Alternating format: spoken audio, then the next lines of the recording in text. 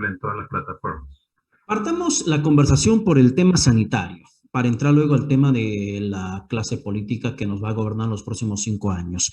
Tema sanitario, hemos alcanzado 2 millones de contagios acumulados hasta el momento en el tema de COVID-19. Hemos alcanzado la cifra de 5 millones de dosis distribuidas en la vacuna contra el COVID-19, pero además en estos momentos estamos anticipándonos a un mayor nivel de vacunación según información del Ministerio de Salud. En el tema de la pandemia, ¿hay cosas positivas que se podría rescatar del gobierno de Sagasti? Bueno, lo único positivo es el tema de la vacuna, ¿no? De haber comenzado a administrar más rápido la vacuna y haber conseguido entregas más rápidas. Ujú. Precisamente gracias a la vacuna es que nosotros desde el 26 de abril hemos desocupado 4.200 camas de hospitalización. El problema es que no estamos desocupando tantas camas de cuidado intensivo como se están necesitando. Por ejemplo, en Arequipa, mire usted la situación, Arequipa está saturado, está reventando, hay detectada la variante india, no hay una vigilancia genómica terrible, tremenda, y tampoco se les está exigiendo a los viajeros que vienen, que se mueven de Arequipa hacia otros territorios, o a los que van a Arequipa, no se les está exigiendo ninguna prueba de detección de virus, es decir, la variante india ya salió de Arequipa y el ministerio en el momento que detectó la variante debió haber cerrado Arequipa. Así se hace, ¿no? Se detecta una variante más agresiva, pues si la vacuna Pfizer le protege al adulto mayor 95%, hoy sabemos que de la variante india solo protege 66%, 2/3. Ok. Pero ese logro de la vacuna no sirve porque la lucha contra el virus es como una escalera de tijera. Tiene dos lados, la vacuna y en el otro lado está todo lo demás, ¿no? Y una escalera de tijera necesita los dos lados, no puede funcionar con uno solo. La vacuna está haciendo que se enfermen gravemente menos adultos mayores. O sea, hay 5 millones de vacunados, que son adultos mayores, incluyendo personal de salud adulto mayor, que no está llegando ya enfermo a los hospitales ni a las unidades de cuidado intensivo. Eso significa que el virus está comenzando a contagiar a menores. Pues si una persona contagiada entra a un microbús y todos los pasajeros son menores de 50, o sea que no están vacunados, es obvio que ese contagio va a vacunar a menores. ¿Y qué está pasando? ¿Cómo se protege a los que no están vacunados? Con el control de la transmisión en la comunidad, que es algo que el gobierno ha abandonado. Pero ¿por qué no se puede hacer, Allá doctor llegamos Solari? ayer a los 2 millones de contagiados. Ojo, que el MINSA reporta todos los días, estos son los casos sintomáticos que hemos detectado. Quiere decir que no seguimos haciéndole pruebas a los asintomáticos. Entonces, el gobierno, ok, está bien, está vacunando a los adultos mayores, pero eso está moviendo, repito, los contagios a gente que no está vacunada y que no va a estar vacunada hasta diciembre, 20, 25 años, 18, 24.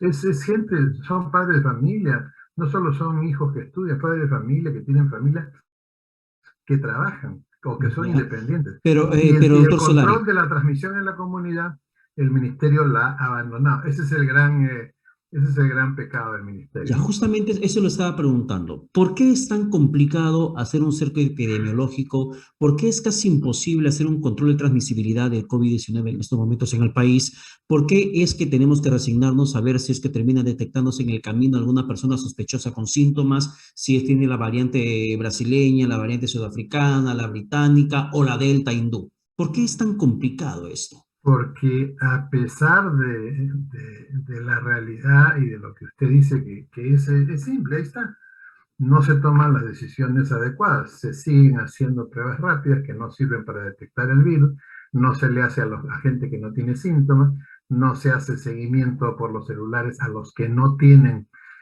a los contactos desconocidos, ¿no? El enfermo entra al microbús, ¿quién vigila eso? Nadie. Cuarto, no hay control de aglomeraciones, ya no hay tanquetas en las puertas de los mercados, en el Tienes transporte. razón. Quinto, no llegan los equipos de protección personal adecuadamente al personal de salud. Sexto, los tratamientos, igual hay dificultades con los tratamientos y recién hemos comenzado el tema de la vigilancia de cómo se multiplica el virus. Teníamos que hacer 3.000 pesquisas por semana y hemos hecho 1.000 en un año y recién el Instituto Nacional de Salud tiene una máquina para hacer esas pesquisas, me parece que desde hace un mes. O sea, ¿por qué esa máquina? Todos sabemos, los médicos sabemos, la comunidad científica, que los virus van cambiando, pero como si fuera película de ciencia ficción, ¿no? Sale Guerrero corriendo de un arco y cuando llega ya no es Guerrero, es otra persona. El virus es así, pero eso se puede detectar. Entonces hemos tenido un año entero sin que se haya comprado ninguna máquina para hacer eso, como hemos conversado otras veces, ¿no? 9 puntos de la estrategia para controlar el virus, el gobierno se ha concentrado en el tema de las vacunas y el oxígeno y ha dejado las otras Ya. A ver, prácticamente abandonadas a su suerte. La para, gente está para abandonada. cerrar el tema sanitario, doctor Solari, tercera ola, ¿tendremos tercera ola en el país? Mire, para nosotros poder hablar que se termina una ola, no, eso no depende del número de hospitalizados ni de fallecidos. Porque si hablamos de fallecidos, siguen muriendo todos los días. Hasta hoy día, en esta semana, han fallecido promedio 322, más de los que murieron en una noche. O sea, todos los días en el Perú hay un incendio de mesa redonda, que es la cantidad que falleció ahí.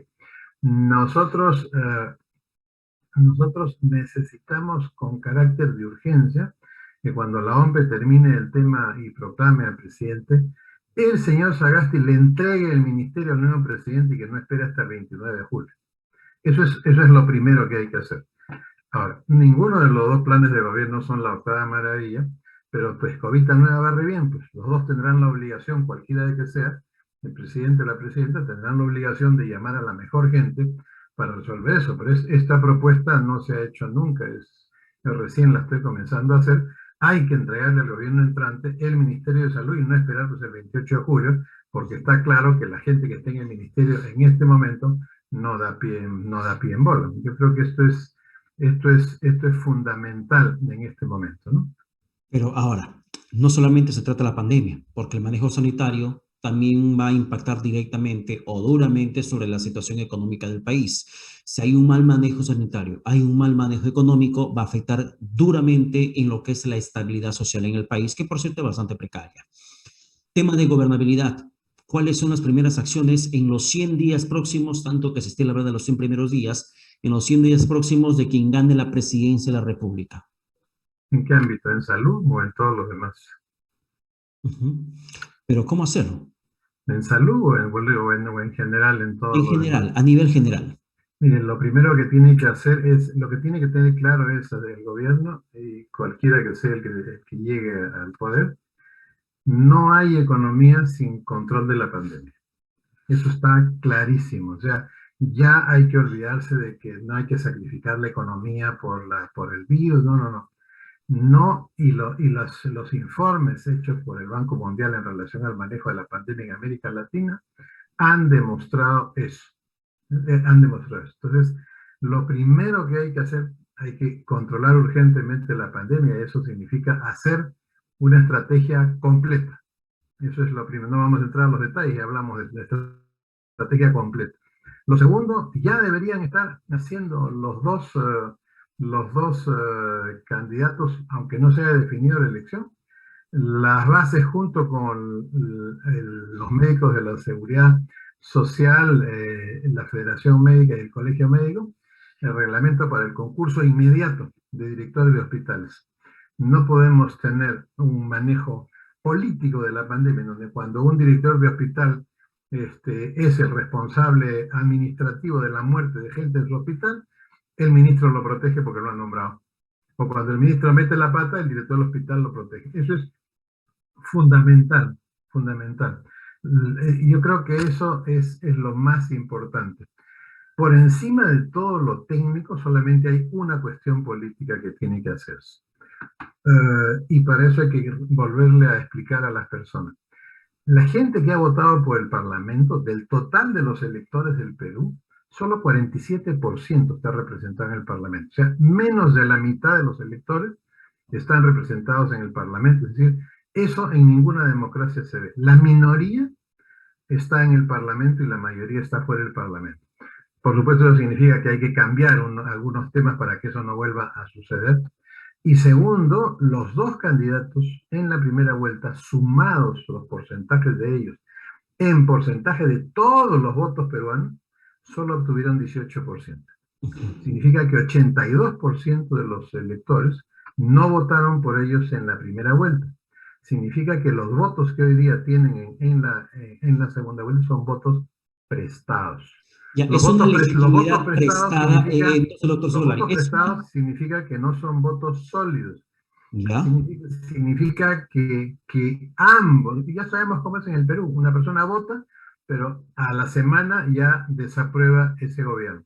Entonces, cualquiera de los dos que llegue a poder tiene que armar con carácter de urgencia un gobierno de coalición, en donde esté representado prácticamente la totalidad del electorado, o la inmensa mayoría del electorado.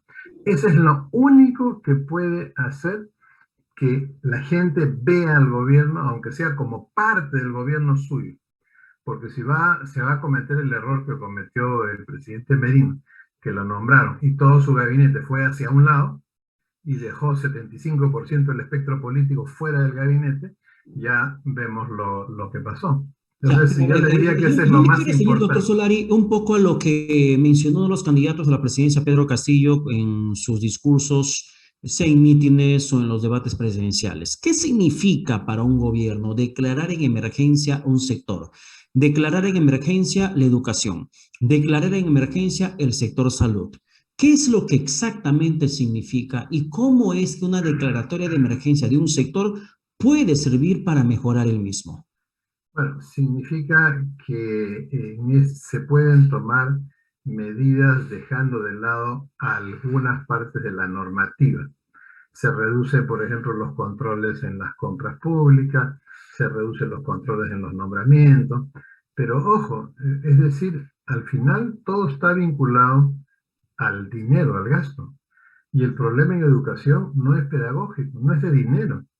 El problema que nosotros tenemos en educación es que tenemos un ministerio ideologizado desde el señor Humala, y segundo, que tenemos porcentajes escandalosos en algunos departamentos como Puno, de 80% de menores de 3 años con anemia, y hay que decirle a los televidentes que la anemia en menores de 3 años produce un daño cerebral irreparable, daño mínimo, pero irreparable, y lo que más importante que se afecta son las funciones cognitivas superiores, y en la parte de educación no se entiende lo que se lee y no se entienden los problemas de aritmética cuando hay que resolverlo. Significa que a futuro va a haber una poca comprensión de los problemas del entorno familiar, personal, laboral, etcétera. Entonces, el problema de declarar en emergencia la educación, por ejemplo, no va por ese lado. Segundo, declarar en emergencia la salud.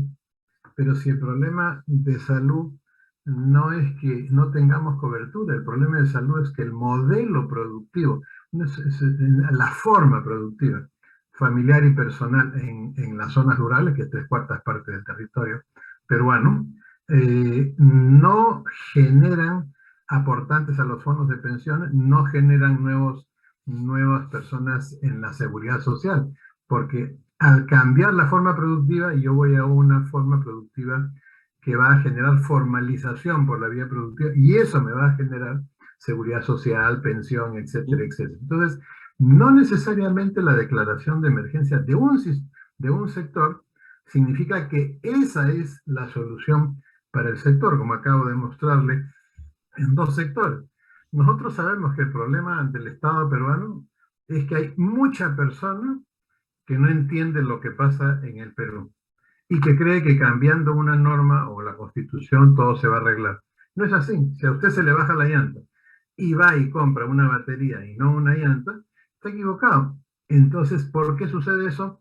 Porque en el Perú no hay una sociedad civil fuerte que esté fiscalizando lo que hace el Estado, sino que el Estado hace lo que le da la gana. O sea, no esperemos que el siguiente gobierno sea muy diferente a los anteriores, ¿no? Por esa razón, permítame agregar, es un error lo que ha dicho el congresista Combina, abandonar el tema del debate de la bicameralidad, porque nosotros tenemos una sola Cámara que funciona permanentemente como Cámara de Diputados. ¿Cuál es la prueba? Va el ministro a informar por el tema de la pandemia y todos comienzan, ¿qué hay de mi hospital? ¿Qué hay de mi centro de salud? ¿Qué hay de mi puente? Porque la Cámara única en un país tan injusto como el nuestro se ocupa de resolver la injusticia territorial. ¿Y quién se ocupa de todo lo demás? Las relaciones con China, quién se ocupa del narcotráfico, quién se ocupa del ordenamiento territorial. Para eso se necesita una Cámara de Senadores que ve la parte nacional. Entonces, en este momento, abandonar este debate es un error. Uno, Ya, pero el país está en cuidado intensivo. ¿Qué el tema de significa? bicameralidad pudo haber funcionado si es que, por ejemplo, el Congreso que ha sido disuelto no le metía ese de contrabando ese argumento de la reelección indefinida, que era lo que justamente también en esos momentos Martín Vizcarra, siendo presidente, había planteado como uno de los puntos en la en las reformas constitucionales, la no reelección parlamentaria. Como los congresistas dicen, ok, llevemos al referéndum la no reelección parlamentaria y el tema bicameralidad, quien era diputado podía ser senador y así sucesivamente. En estos momentos es pertinente retomar el debate de la reelección de cargos públicos, sea alcaldes, gobernadores, congresistas o el mismo presidente de la República. ¿Es pertinente? No, eso no. Pero sí bicameralidad sí, porque es una cosa indispensable. En nuestro país, ¿por qué está patas arriba? Precisamente porque tiene una Cámara territorial y no tiene una Cámara nacional. Cámara única que funciona como Senado, esos son países donde todos los derechos de las personas están absueltos.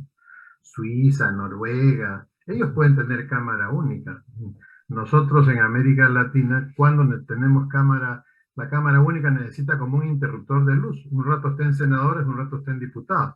Nuestra Cámara única está permanentemente en diputados, entonces nadie se ocupa de los problemas de tipo nacional. O sea, ¿cómo es posible que China se vaya a comprar todos los puertos principales del Perú?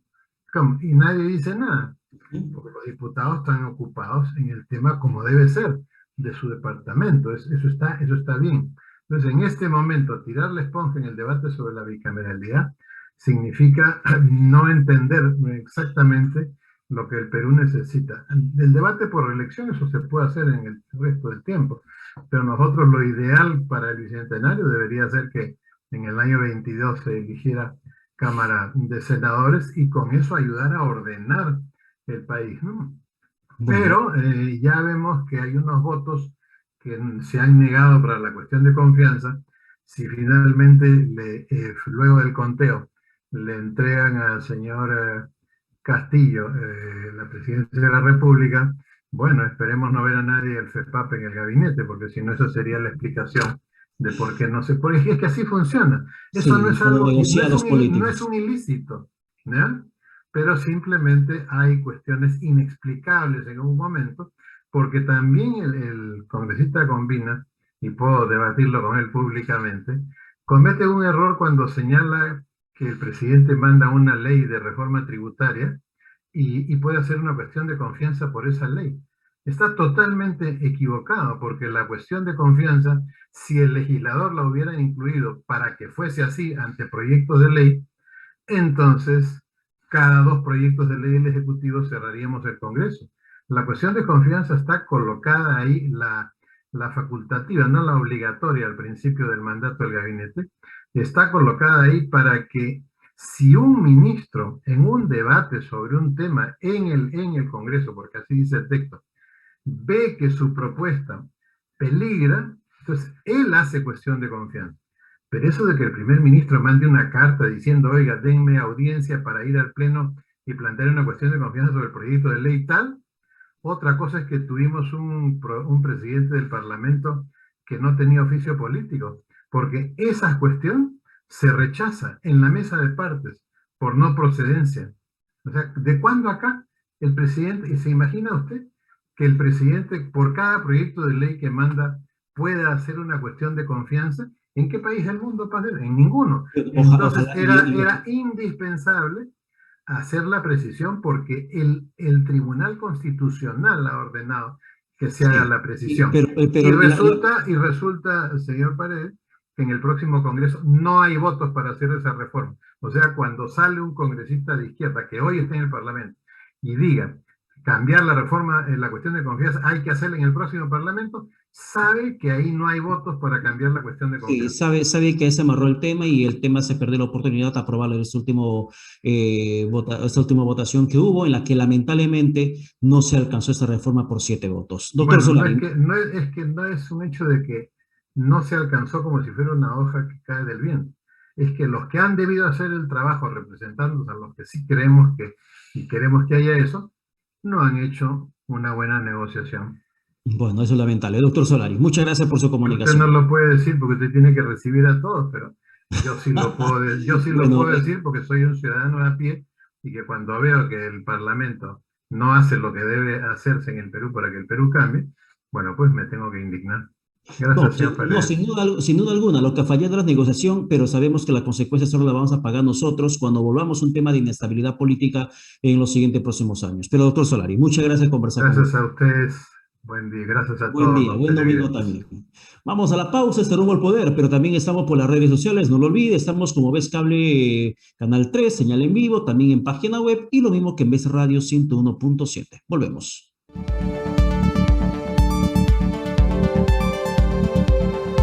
Tienes una marca. Esta